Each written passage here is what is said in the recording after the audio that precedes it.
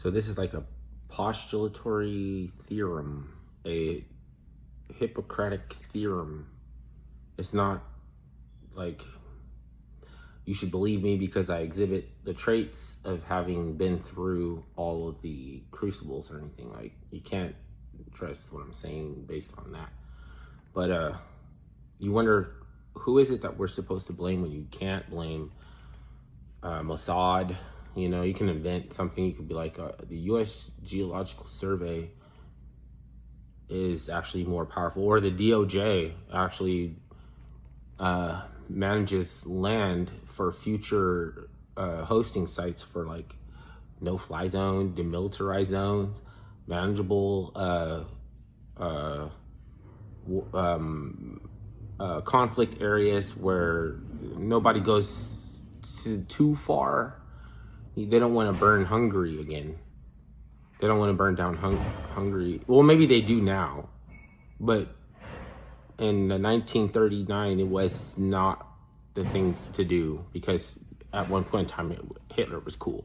He was almost going to be nominated for Nobel Peace Prize. It was for economics, believe it or not, and that the whole scandal is about, like, was this financial plan really working, or were they just discarding a section of the working class, quietly, you know, killing them, right? Holocaust, right? So when we can't blame the Vatican or the Jesuits, or it's further than, because sometimes, you know, they can have an angle the same way you can come at male and female, right? Male, you look mean, you look, you know, like, you know, you don't really appreciate compassion, you know what I mean? But it has a different type of compassion. It's just like a hard type. Then the female is like soft, you know what I mean? But she can be enchanting to look at, but she might strike like a viper or something like that. And that's good. That's cool. It's just a way of figuring out if someone is, I don't know, saying like, it's like the nesting urge, you know, you got to be the spring clean. And,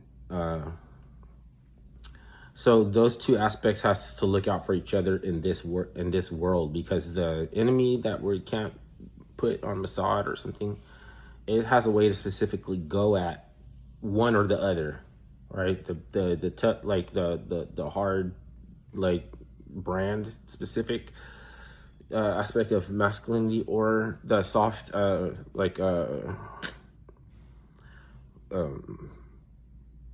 like acceptance of reason, like willing to contemplate aspects of reason, you know, and it'll come at them a different way. And so you can't handle every situation. Sometimes you have to refrain and allow the other aspect of mankind to exercise that entities. The scientific definition of an entity is a residue, an isotope, or it could be a partnership of unseen alliance. Like, it could be an entity that acts on behalf of an agreement with another.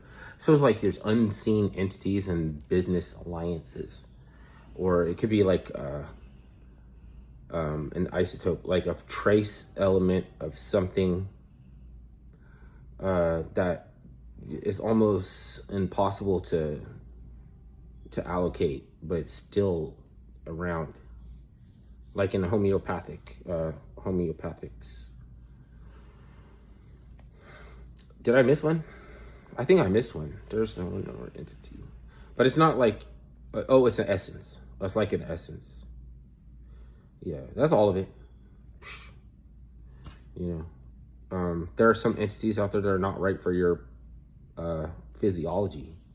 So that's what the homeopathics is about. It's like trying to find out which one it is without killing you, because there's some kind of trace aspect of like